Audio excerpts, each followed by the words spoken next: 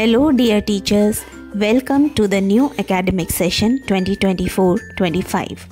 हम सभी जानते हैं कि एक बच्चे के लिए फाउंडेशनल लिटरेसी एंड न्यूमरेसी की क्या इम्पोर्टेंस है, लेकिन उसके लिए ज़रूरी है बच्चे का सही लर्निंग लेवल जानना, ताकि हमें पता चल सके कि उसे किस चीज़ की ज़रूरत है और उसे किस लेवल से आगे बढ़ाना है। इसके लिए सबसे ज़रूरी है करेक्ट असेसमेंट होना, जिसके लिए हमें चाहिए असेसमेंट टूल। आज के वीडियो में हम आपको कोशिश करेंगे ये बताने की कि इंग्लिश सब्जेक्ट के लिए असेसमेंट टूल का यूज़ किस तरीके से किया जाए जिससे हम बच्चे का करेक्ट असेसमेंट कर सकें। वीडियो को एंड तक ज़रूर देखें जिससे आपके सभी कन्फ्यूजन्स दूर हो सकें। बच्चे का सही असेसमेंट करने के लिए ज़रूरी है सही असेसमेंट टूल का होना।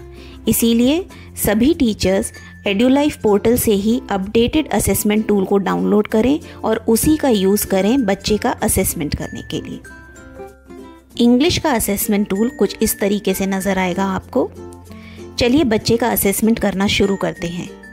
सबसे पहले हम बच्चे को लेवल 3 यानी वर्ड लेवल के लिए असेस करेंगे। अगर बच्चा वर्ड लेवल के सभी टास्क्स पूरे कर लेता है तो हम उसे लेवल 4 यानी पैराग्राफ लेवल के लिए असेस करेंगे। अगर बच्चा वर्ड लेवल के टास्क्स पूरे नहीं कर पाता तो हम उसे वापस लेवल 2 यानी अल्फ़ाबेट लेवल के लिए असेस करेंगे। आइए देखते हैं कि वर्ड लेवल यानी लेवल 3 पर असेस करने के लिए बच्चे को कौन कौन से टास्क्स पूरे करने चाहिए। असेसमेंट टूल में आपको CVC words, long vowel sound words, words with blends and digraphs, ये पूरा एक वर्ड बैंक मिलेगा। वर्ड लेवल पर असेस करने के लिए सबसे पहले बच्चे को एक फ्रेंडली और कंफर्टेबल एटमॉस्फेयर में इस पूरे वर्ड बैंक में से 10 वर्ड्स पढ़ने के लिए कहें।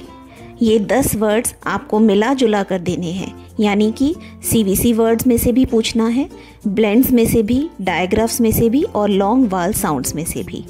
ध्यान रहे कि बच्चा करेक्ट प्रोनाउंसिएशन करे। अगर बच्चा इन 10 में से 6 वर्ड्स को करेक्ट प्रोनाउंसिएशन के साथ पढ़ लेता है, इन 6 वर्ड्स को लिख लेता है, इन्हीं वर्ड्स को एक ग्रुप में से आइडेंटिफाई कर लेता है, वर्ड्स का मीनिंग समझ लेता है या फिर उन्हें अपने आप एक ओरल सेंटेंस में यूज़ कर लेता है, अपने ही लिखे हुए वर्ड्स को पढ़ लेता है, 10 में से 6 वर्ड्स डिक्टेशन में सही कर लेता है, तो माना जाएगा कि बच्चा लेवल 3 यानी वर्ड लेवल पर है। अगर बच्चा इन सभी टास्क्स को पूरा नहीं कर पाता है तो आप उसे वापस लेवल 2 यानी अल्फ़ाबेट लेवल के लिए असेस करेंगे। अगर बच्चा इन सभी टास्क्स को पूरा कर लेता है तो आप एक लेवल आगे यानी लेवल 4 पैराग्राफ लेवल के लिए उसे असेस करेंगे। आइए देखते हैं कि लेटर्स या अल्फ़ाबेट लेवल पर लेवल 2 पर बच्चे का असेसमेंट किस तरह करना है। सबसे पहले बच्चे को इंग्लिश अल्फ़ाबेट के कोई भी 10 लेटर्स पढ़ने के लिए कहिए। ध्यान दीजिए कि बच्चा इन लेटर्स को करेक्ट प्रोनाउंसिएशन और फोनिक्स साउंड के साथ ही पढ़े। जी हाँ, फोनिक्स साउंड बच्चे के लिए बहुत ज़रूरी है, क्योंकि इंग्लिश एक फोनेटिक लैंग्वेज नहीं है। इसमें जो बोला जाता है वो लिखा नहीं जाता। इसीलिए बच्चे को मोटिवेट कीजिए कि वो इन लेटर्स को करेक्ट फोनिक्स साउंड के साथ ही पढ़े। For example, the letter C should be pronounced as क and not C. The letter H should be pronounced as H and not H.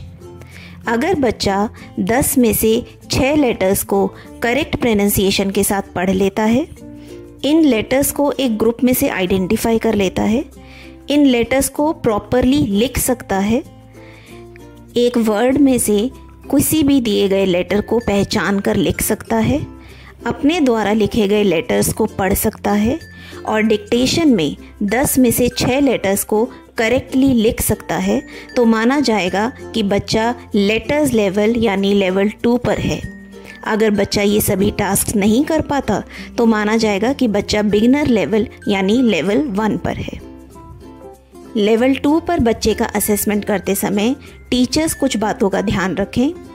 पहली बात कि करेक्ट प्रोनाउंसिएशन फोनिक्स के साथ बहुत ज़रूरी है।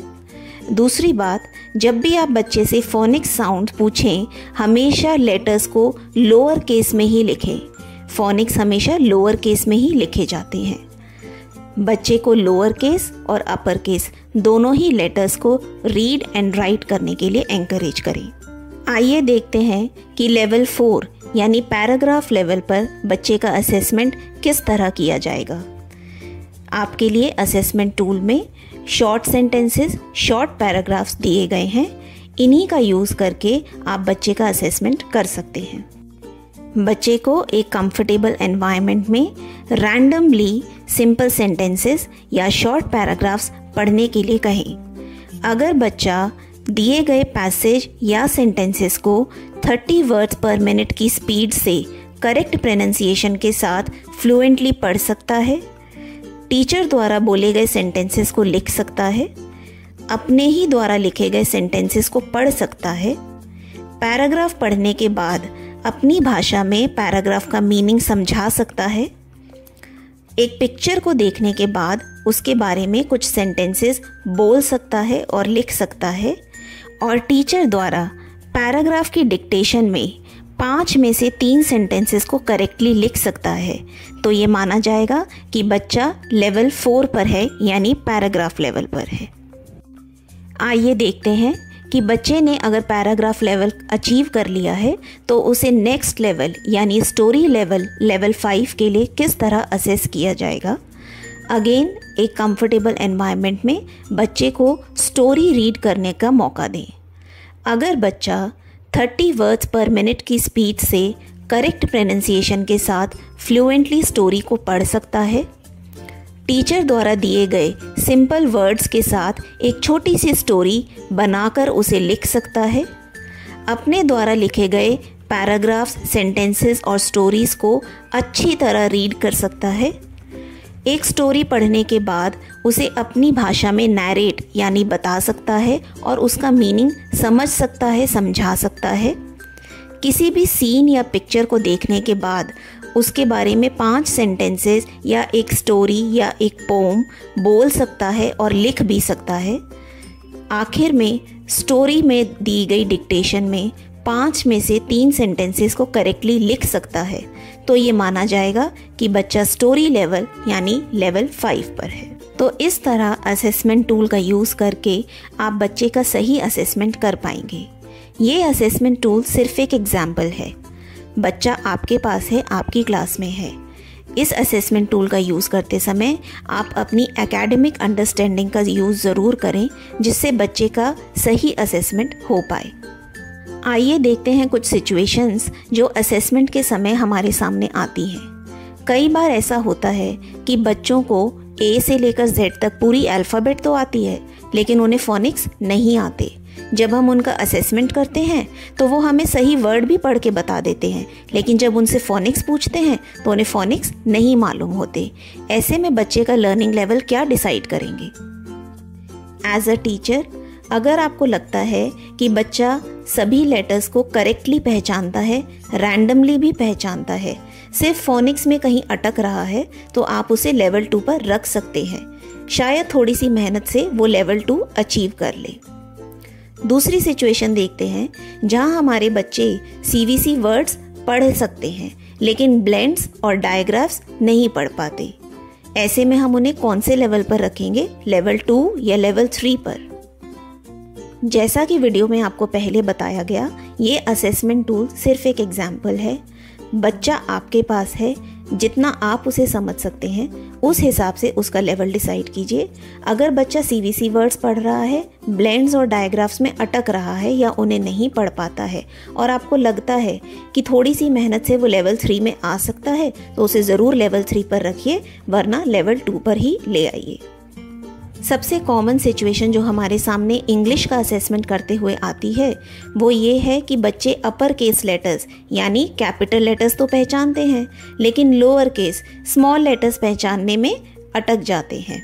वो भी कुछ लेटर्स में होता है जिनकी बनावट अपर केस और लोअर केस में अलग होती है। ऐसे में हम बच्चे को लेवल 1 पर रखेंगे या 2 पर रखेंगे। तो अगर बच्चा बाकी सारे लोअर केस के लेटर्स पहचानता है, सिर्फ उन लेटर्स में अटक रहा है जिनकी बनावट उनके अपर केस से अलग है, तो आप उसे लेवल 2 पर रख सकते हैं। लेकिन अगर बच्चा बिल्कुल ही लोअर केस नहीं पहचानता है तो उसे लेवल 1 पर रखना बेहतर होगा, ताकि वो लोअर केस भी सीख सके और लेवल 2 पर आ सके। उम्मीद है कि इस वीडियो से आपको असेसमेंट करने में हेल्प मिलेगी। Thank you everyone for watching. Happy reading, happy learning. Bye.